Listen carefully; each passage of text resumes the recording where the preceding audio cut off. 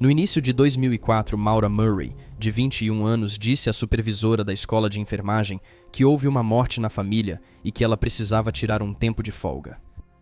Horas depois, seu carro foi achado abandonado após colidir com uma árvore.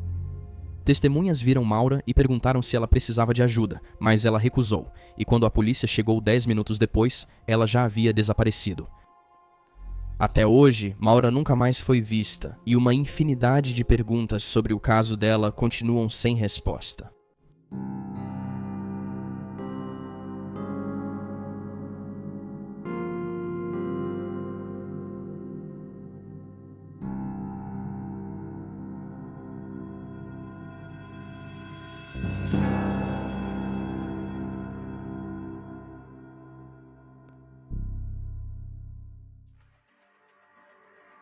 Na tarde de 9 de fevereiro de 2004, Maura Murray explicou a um supervisor de trabalho na Universidade de Massachusetts, em Amherst, onde era estudante de enfermagem, que ela estaria fora da cidade por uma semana devido a uma morte na família. Isso poderia parecer um e-mail comum a princípio, mas depois se soube que nenhuma morte na família havia ocorrido. Após essa troca, Maura fez várias ligações, incluindo uma para seu namorado, que durou apenas 1 minuto enquanto ela deixava uma mensagem de voz para ele, e outra para um número que fornecia informações sobre reservas de hotéis em Stowe, Vermont. Pouco depois, Maura arrumou seu carro, um sedã Saturn preto de 1996. Ela levou roupas, anticoncepcionais, itens de higiene e livros da faculdade. Às 15h30, ela deixou o campus em seu carro após o cancelamento das aulas por causa da nevasca. 1 hora depois, câmeras de segurança a registraram sacando dinheiro sozinha em um caixa eletrônico. Depois, foi descoberto que ela havia sacado $280. Em seguida, gastou esse dinheiro em álcool em uma loja de bebidas próxima, comprando uma variedade de bebidas alcoólicas, incluindo licor Baileys Irish Cream, vodka e uma caixa de vinho. Ela então deixou Amherst em algum momento entre 16H e 17H e presume-se que fez isso pela rodovia interestadual 91 Norte. O telefone dela foi usado pela última vez às 16h37, quando ligou para checar a correio de voz. Pouco depois das 19h daquela noite, uma mulher que morava em Woodsville, New Hampshire, ouviu o que foi descrito como um forte barulho de batida do lado de fora de sua casa. Olhando pela janela, ela viu um carro encostado no monte de neve ao longo da rota 112 de New Hampshire, logo após uma curva acentuada na estrada. O carro estava apontado para o oeste na pista no sentido leste da estrada, e a cena levou a moradora a entrar em contato com o departamento do xerife do condado de Grafton às 19h27 para relatar o acidente. Um motorista que passava também percebeu o acidente e parou seu carro para verificar a situação do motorista. Ele viu uma jovem que pensou ser Maura andando em volta do veículo. Ela não parecia ferida, mas estava com frio e tremendo.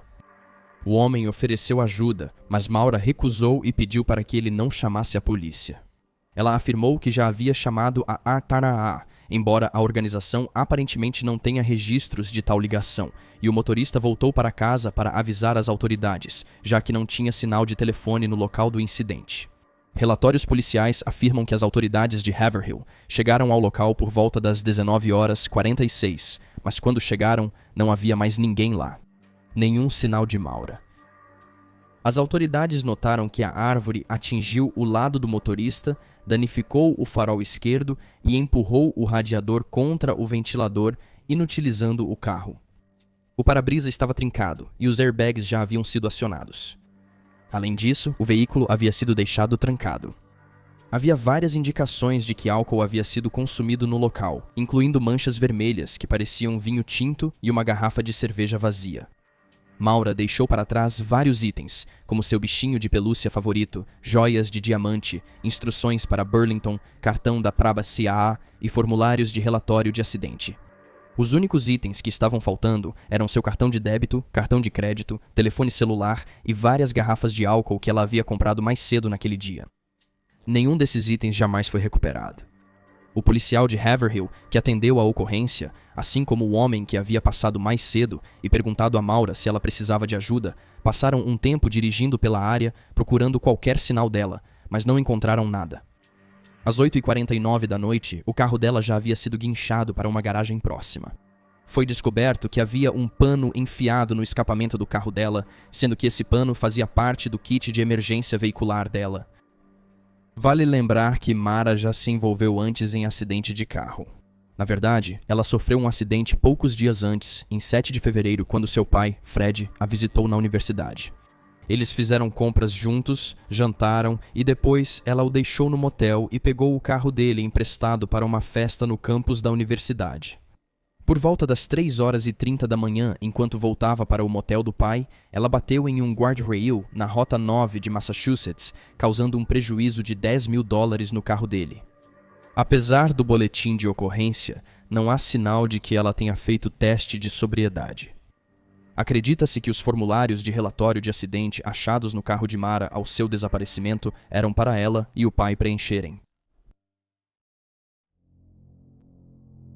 Ao meio-dia do dia seguinte, Mara foi considerada desaparecida e foi emitido um comunicado para que moradores e autoridades ficassem atentos caso a vissem. Embora o pai dela tenha sido contatado para ser informado sobre a situação, ele estava no trabalho e só soube do incidente quando a irmã de Mara ligou para ele. Ele contatou os investigadores de Haverhill, que disseram que fariam uma busca na manhã seguinte se ela não fosse encontrada sã e salva até lá. Mara não foi encontrada, então uma busca começou logo no início do dia 11 de fevereiro.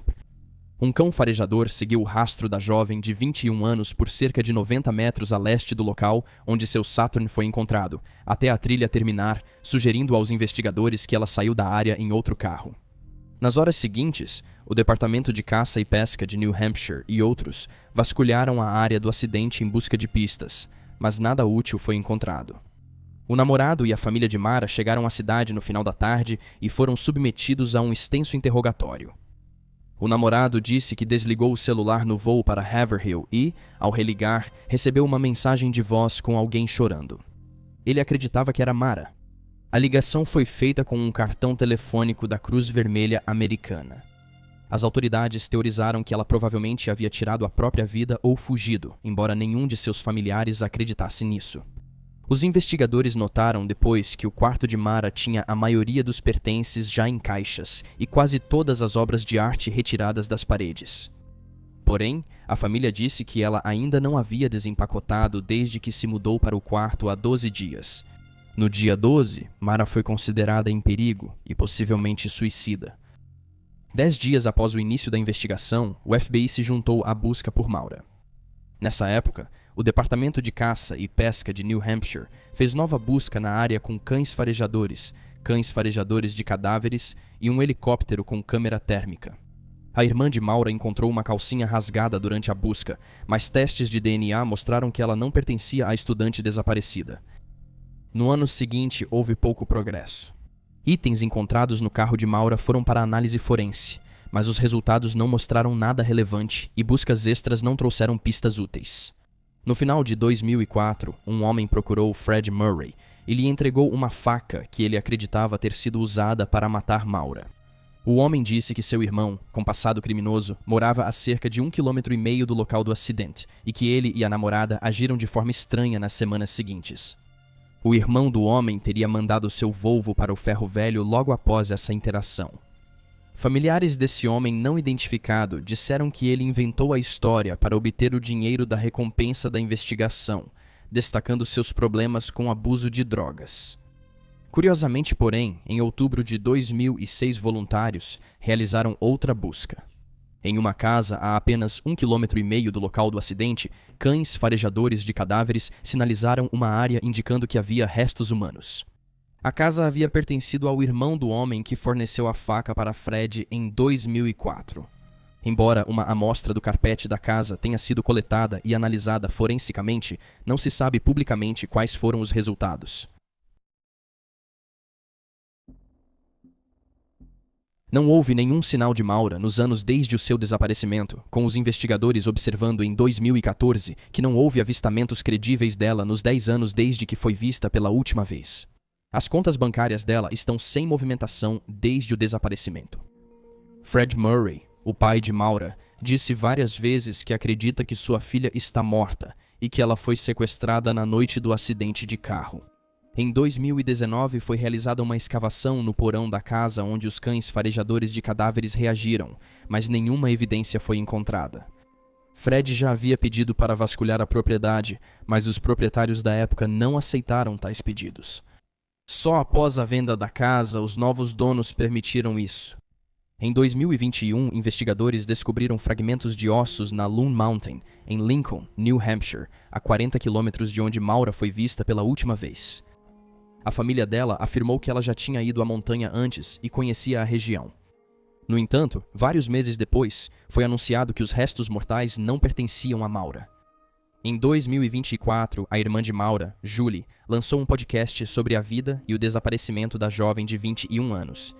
Intitulado A História Não Contada de Maura Murray, Julie reflete sobre a vida de sua irmã, seus problemas e seu estado mental pouco antes de ela desaparecer. Vários dias antes de desaparecer, a supervisora de Maura relatou que ela recebeu uma ligação perturbadora e precisou sair do trabalho. A ligação era sobre sua outra irmã, Kathleen, que lutava contra o vício em álcool, e Maura havia descoberto que ela tinha recaído. Julie também lembrou que quando Maura bateu o carro do pai, ela ficou muito abalada e se culpou bastante por isso. Ela disse que o estresse da irmã se manifestava em pedidos de comida por delivery à noite. Julie notou que Maura já enfrentou um transtorno alimentar, dizendo: "Isso mostra que ela sentia estar perdendo o controle." Ela sentia algum controle sobre o transtorno alimentar e, naquela noite, tenho certeza de que teve um episódio de compulsão. Julie observou que sua irmã vinha tomando decisões questionáveis no dia anterior ao seu desaparecimento, reconhecendo os $40 que ela gastou em álcool naquele dia.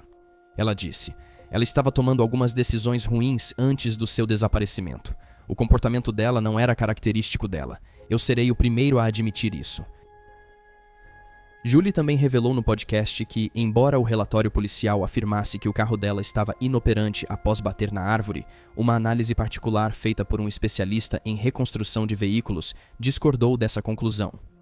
Ela afirmou: "Os danos não eram compatíveis com a batida em uma árvore, como consta nos relatórios policiais. O carro estava em condições de ser dirigido." Ela acrescentou que esse perito concluiu que o carro havia sido danificado enquanto estava em movimento e não estacionado ou parado, e também observou que uma peça de carro da Chrysler havia sido encontrada no Saturn. Ela afirmou que houve um avistamento de um Jeep Grand Cherokee a 11 quilômetros do local do acidente de Maura, que foi embora quando a polícia chegou. Julie concluiu: "A Chrysler fabrica o Jeep e também havia uma marca branca de arranhão no para-choque traseiro do Saturn." A família Murray tem se manifestado abertamente sobre o que eles acreditam ser incompetência policial e falhas na investigação. Julie disse que várias pessoas que foram as últimas a falar com Maura ou a vê-la antes de ela desaparecer não foram entrevistadas completamente. Ela disse ainda que uma nota manuscrita com telefone e endereço achada no carro de Maura não foi investigada adequadamente. Ela disse que, ao ligar para o número, a pessoa afirmou não saber que estava envolvida em um caso de desaparecimento de grande repercussão. Da mesma forma, Julie alega que a polícia pode ter perdido possíveis evidências ao não procurar a leste do local do acidente, direção para a qual sua irmã estava indo. Enquanto isso, o pai de Maura entrou com um processo contra a polícia logo no início para ter acesso aos arquivos do caso. Apareceu em programas de entrevistas e redes de notícias para lançar luz sobre sua história e pediu mais ajuda de órgãos como o FBI e figuras políticas de destaque. Ele, Julie e o resto da família ajudaram a criar um site dedicado ao caso dela, mauramurraymissing.org. O caso de Maura Murray é atualmente bastante conhecido nos círculos de true crime. Ele tem sido debatido, teorizado e analisado minuciosamente durante quase 2 décadas. Mas infelizmente, apesar de tudo isso, o caso não está mais perto de ser resolvido e a família de Maura ainda está em busca de respostas. No início da investigação, foi levantada a hipótese de que talvez o caso estivesse ligado ao de Brianna Maitland, uma garçonete de 17 anos que desapareceu enquanto voltava para casa após o trabalho, em uma noite de março de 2004.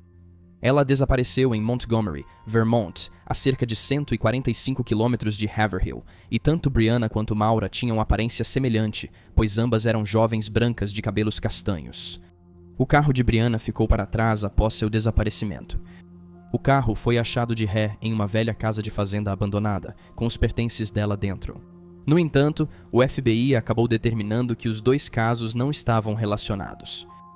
Maura Murray segue desaparecida. Ela, com 21 anos, foi vista pela última vez em Haverhill, New Hampshire, em 9 de fevereiro de 2004. Ela é descrita como uma mulher branca, com cabelo castanho e olhos castanhos. Ela mede 1,70 m de altura e pesava 54 quilos na época do seu desaparecimento. Qualquer pessoa com informações sobre o caso pode entrar em contato com o escritório do FBI mais próximo ou fazer uma denúncia anônima em tips.fbi.gov/home. E aí estão os fatos. Por favor, deixe um comentário abaixo com suas próprias opiniões e reações. E lembre-se de curtir este vídeo e se inscrever para apoiar o canal. Obrigado por assistir. Fique atento, fique seguro e até a próxima.